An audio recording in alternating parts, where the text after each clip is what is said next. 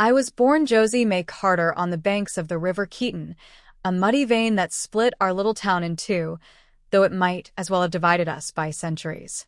Folks on the east side had the church, the mercantile, the sheriff's office with its red-painted signs swinging in the wind. West side, where I grew up, was nothing but lean-tos, split-rail fences falling in on themselves, and fields so dry you'd think rain had sworn us off for good. I lost my mama to the fever when I was 10. Lost my daddy to a horse that spooked and rolled right over him last spring. I didn't cry much when he died, not because I didn't love him. I did, but because crying is a luxury I couldn't afford. Grief takes time. And in Keaton, time is something Sheriff Orville Griggs owns in spades. I was barely 16 when Sheriff Griggs started circling me like a buzzard. Tall man, broad in the shoulders and belly both, with a voice that could charm you 1 minute and curl your hair the next. He never shouted. He didn't need to. When he said jump, folks just asked how high. He'd lean down from his big chestnut gelding, hat tipped back so you could see those cold eyes beneath the brim, and he'd say something sweet about how pretty my hair looked in the sun. Always the hair. Or the dress. He liked to pretend he was courtly. But everybody knew it was just the grin of a fox who already smelled blood. I tried to stay out of his way, working the old Carter place by myself, tending the patchy garden out back, trading eggs for flour at the general store. Folks pitied me. They'd cluck their tongues and slip me stale bread or a scrap of cloth for mending. But when Sheriff Griggs showed up on my porch 2 months after Daddy's funeral, the whole town might as well have vanished behind him. He didn't bother with small talk. He just leaned on the post, watching me hang the laundry with my knuckles raw from scrubbing. "Josie May," he said, slow as molasses, "seems to me a girl like you ought not be living out here alone.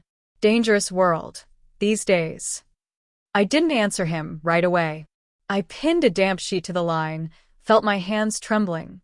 "I get by fine," I said, staring at the cloth. "Do you?"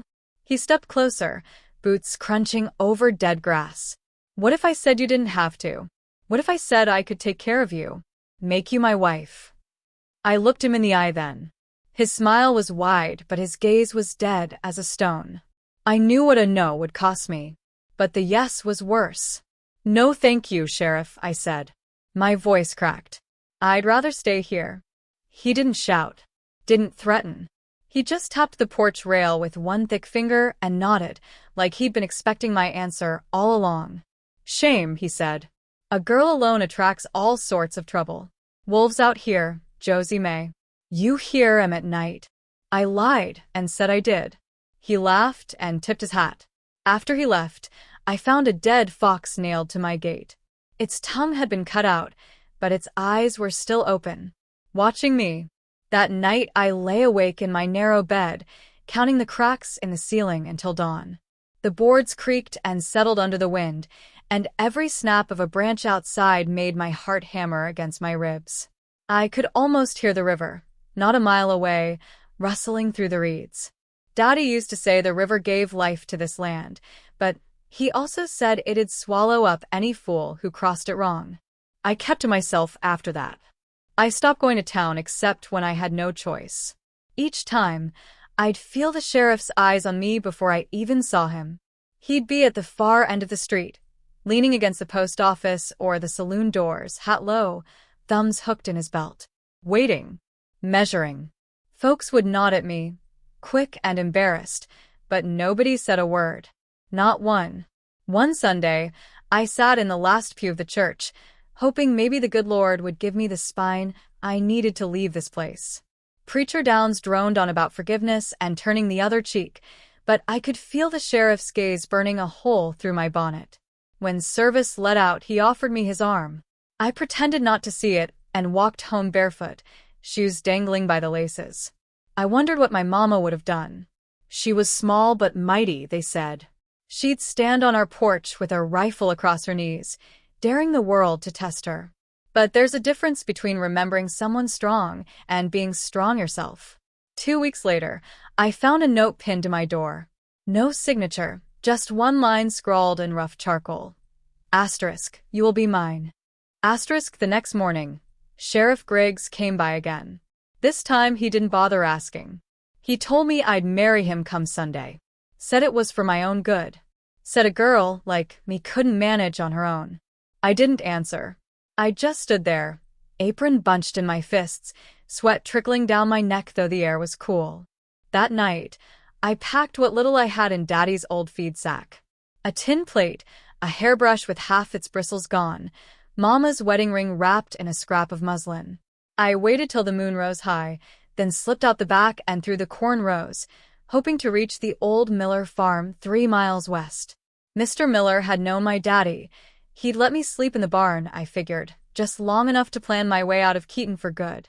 But you can't outrun something that's always a step ahead.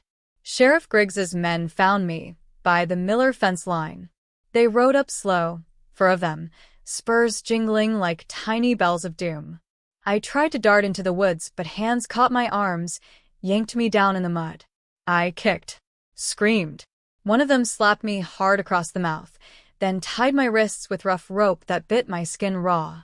"You're making this harder than it needs to be, Josie May," said Deputy Ricard, Griggs's right-hand man. Should have said yes. They dragged me back through town before dawn so no one would see. But I saw faces peering through cracked shutters, saw the shape of a curtain shift when we passed. Not one door opened. Not one voice called out.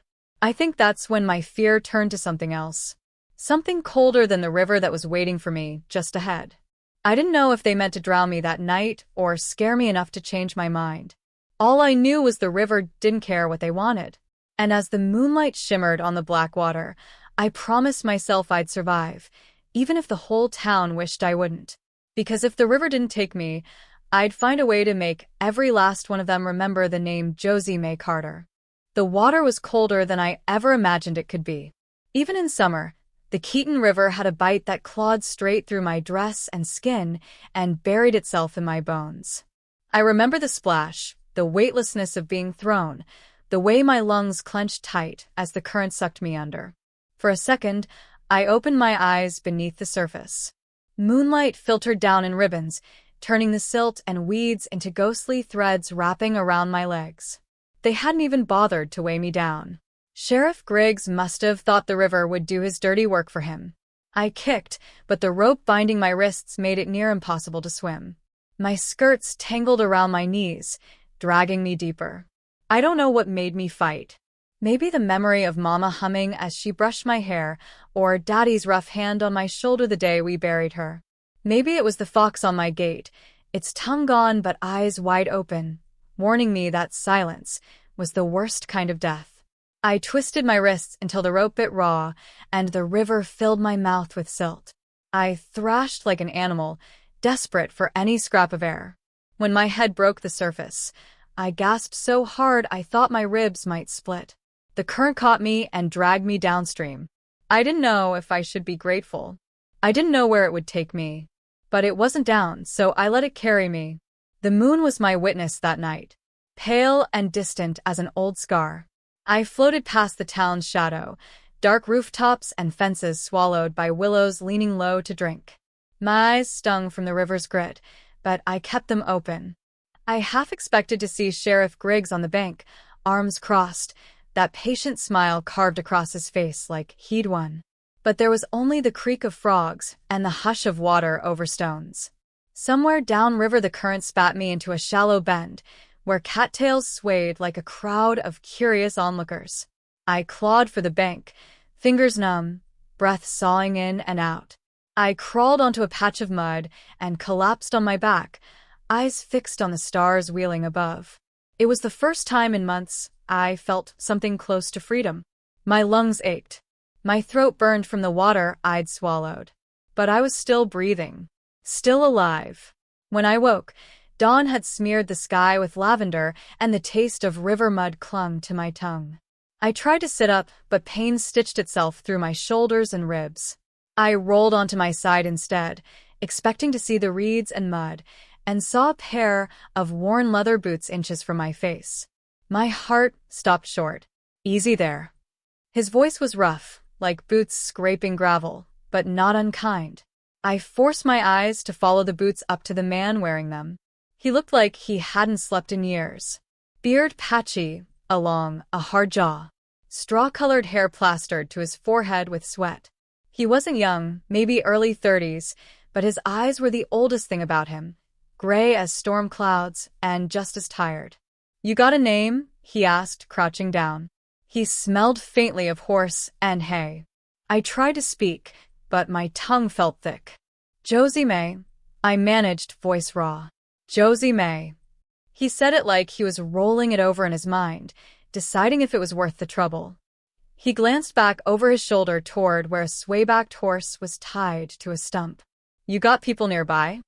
I shook my head. That tiny motion made my temples pound. He studied the rope burns on my wrists, the torn hem of my dress. His eyes flicked to the river, then back to me. He didn't ask what had happened.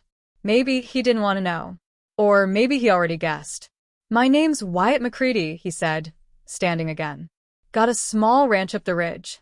Ain't much, but it's dry and there's a bed. You want to stand up, or am I carrying you?" I almost laughed at that. How my life had narrowed to such a choice. Stand or be carried. I rolled to my knees and nearly pitched face first into the mud. Wyatt caught my arm, his grip warm despite the calluses.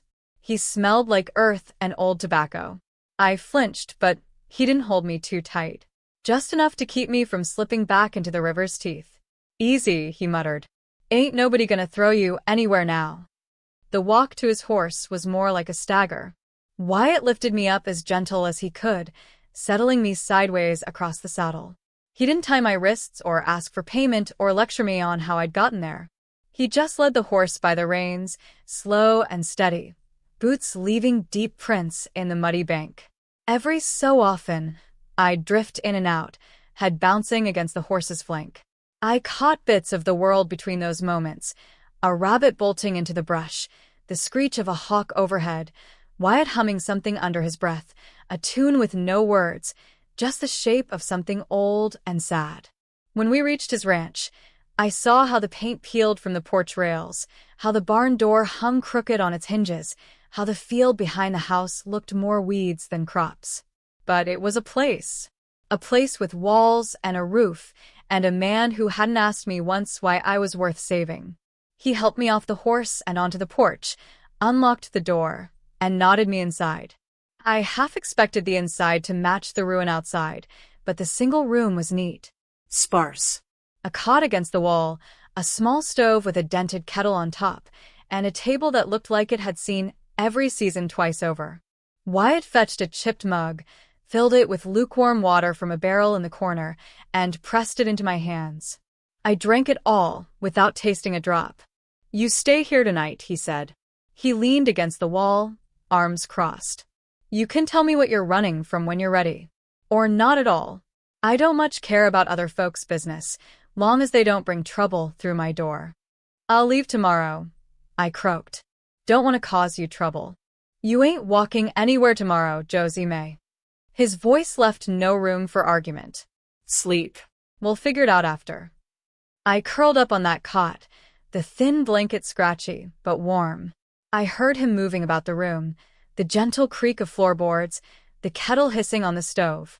And for the first time since Sheriff Griggs laid claim to my life, I let my eyes close without counting the seconds until I'd have to run again.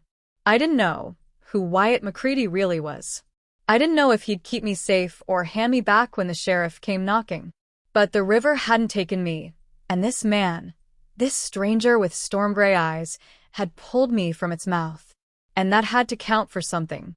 When I woke, the sun was leaking through a crack in the curtain, striping my face with light, and the smell of strong coffee drifting from somewhere close.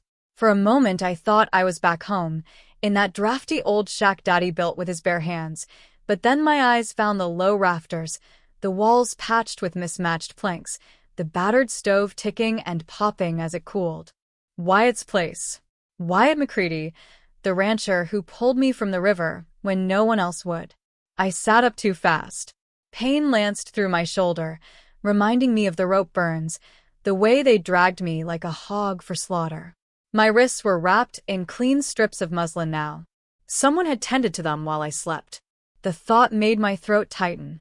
Wyatt sat at the small table by the window, sleeves rolled to the elbow, cradling a chipped mug in his big hands. He didn't look up right away, just kept staring out at his yard like he was counting every dying weed. "Coffee's still hot if you want it," he said finally, voice like gravel smoothed over by time. I swung my feet to the floor, feeling the boards cold against my bare skin. "Thank you," I said. It sounded too small, too light for what he'd done. He slid the mug across the table when I got close enough. My hands shook, but he pretended not to notice. I hated that. I hated how fragile I felt in front of him. This stranger with eyes like a storm coming in over dry fields. "Don't thank me yet," Wyatt said, scratching at his jaw. "You got Sheriff Griggs breathing down your neck. That makes you a problem, and a problem's the last thing I can afford." "I'll go soon as I can walk proper," I said, wrapping both hands around the mug. The warmth burrowed into my fingers, soothing the sting of the rope burns. "You won't hear another word from me." He let out a dry laugh, one without any humor behind it. "You think he's gonna stop with you? If he knows you're alive, he'll want to know who pulled you out. And what I know." I flinched at that. He was right. Sheriff Griggs didn't forgive trespasses. He crushed them slow, so everybody in Keaton remembered who held the reins. Wyatt stood and crossed the room to the stove. He moved like a man who'd once been strong enough to break a horse's will, but hadn't had cause to lately. He poured another cup, set it down for himself, then leaned against the counter, arms folded across his chest. "Mind telling me what happened?" he asked. Not demanding, just tired and curious enough to risk caring. I looked into the dark swirl of the coffee like it might show me a way out. "He wanted to marry me," I said. The words scraped at my throat. Said it was for my own good. Said a girl like me couldn't manage alone. When I said no, he sent his men to finish the conversation. Wyatt's eyes narrowed, but he didn't say I was lying, didn't say I brought it on myself. He just nodded once, like that fit with everything he already knew of Sheriff Griggs. "You got family anywhere else?" he asked. "Dead," I said. "All of them. Daddy was the last. Mama's people were from out east, but they haven't written in years. Maybe they're dead, too." He took that in, jaw working like he wanted to say something more but thought better of it. Outside the window, I could see the sweep of his fields, brown patches where crops refused to grow, a barn door swinging wide on its hinges. The fence line sagged under the weight of years and neglect. This ranch looked like a place waiting to be swallowed whole by the land. "You're not safe here," Wyatt said, voice low. "If Griggs comes around sniffing, and he'll burn my place to the ground just to prove a point."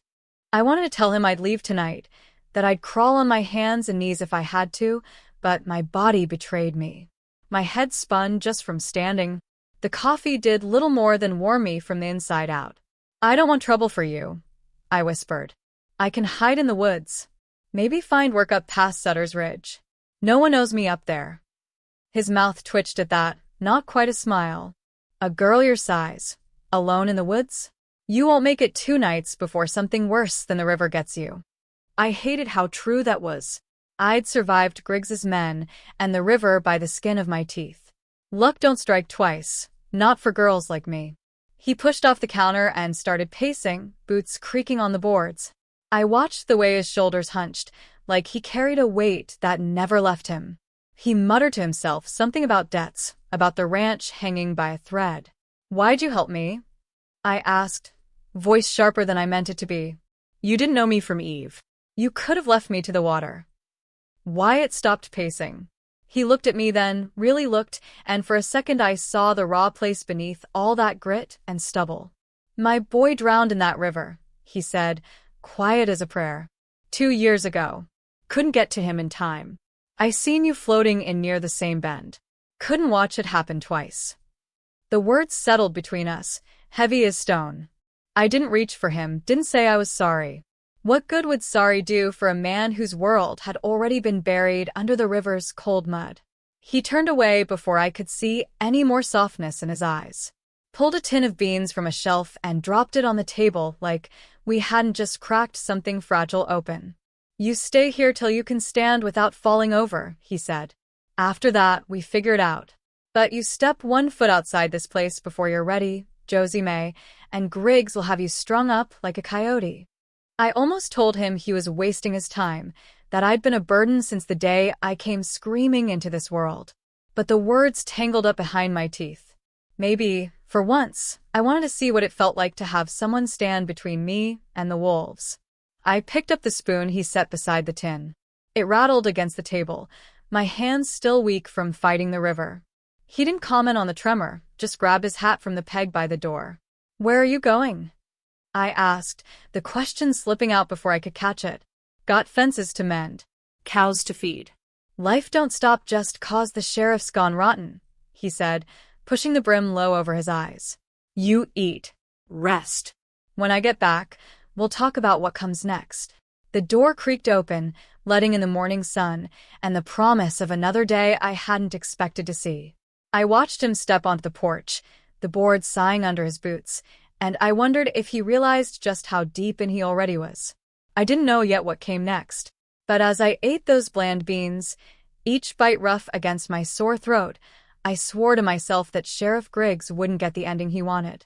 Not if Wyatt McCready, this stranger with a haunted past and hands built for saving broken things, had anything to say about it.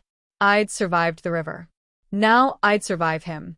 And maybe, just maybe, I'd drag this battered rancher right along with me.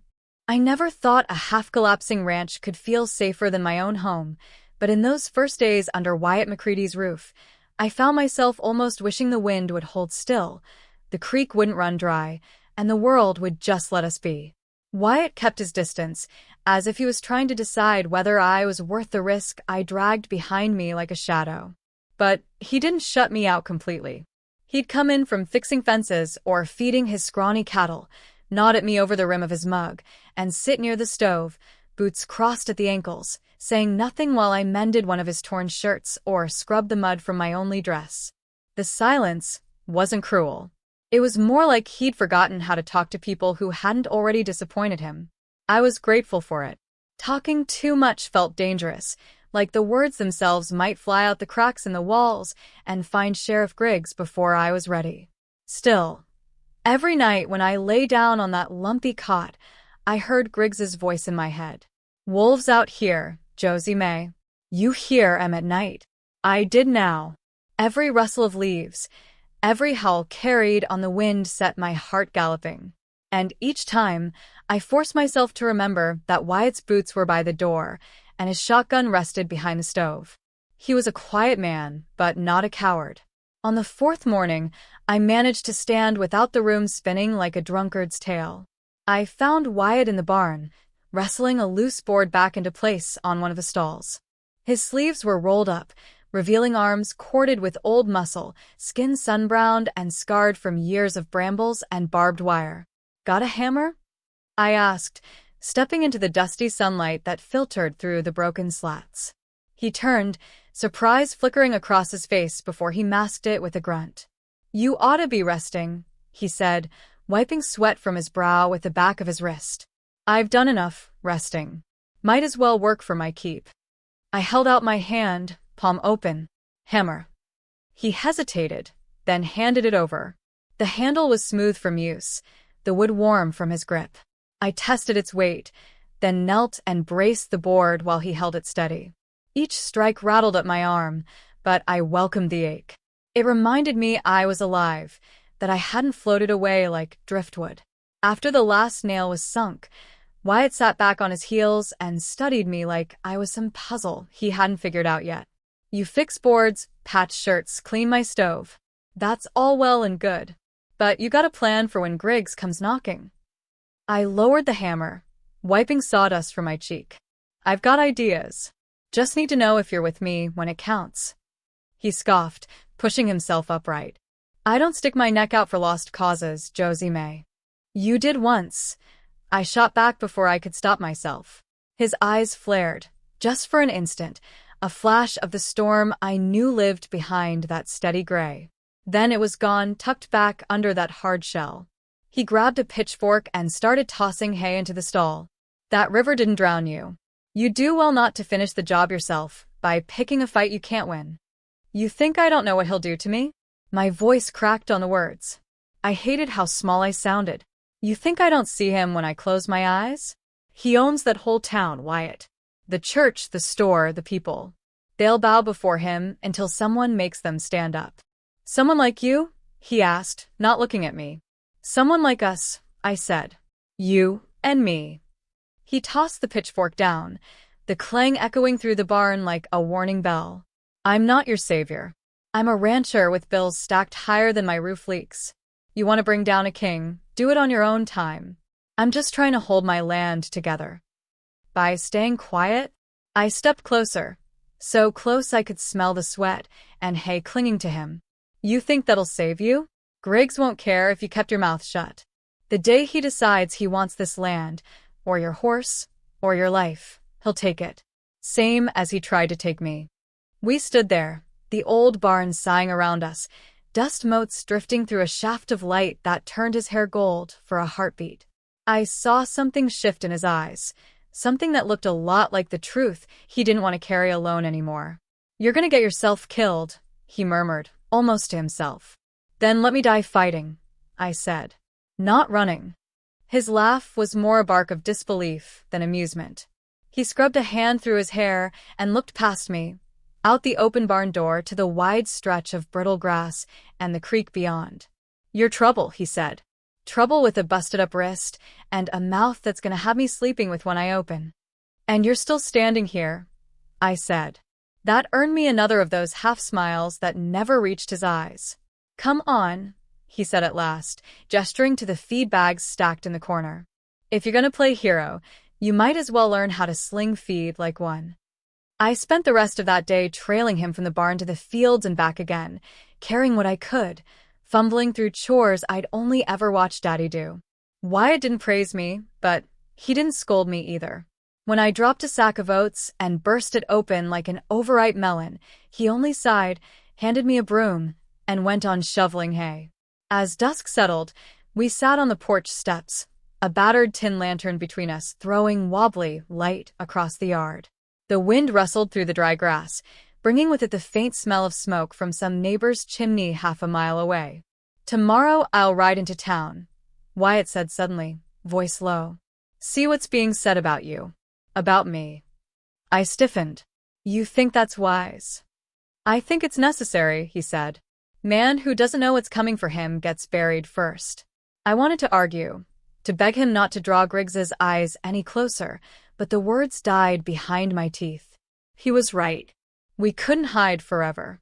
Sooner or later, the wolf would come sniffing at our door. Wyatt leaned back against the porch rail, hat tipped low over his eyes, as if he could shut the world out for a few stolen moments. I watched the shadows dance across his jaw, the flicker of doubt that he tried so hard to bury. Somewhere deep inside me, a tiny ember flared, a stubborn, reckless spark that refused to die. I didn't know if we'd survive what was coming, but I knew I wouldn't stand alone when it did. And for now, sitting there beside him with the night pressing in close, that was enough.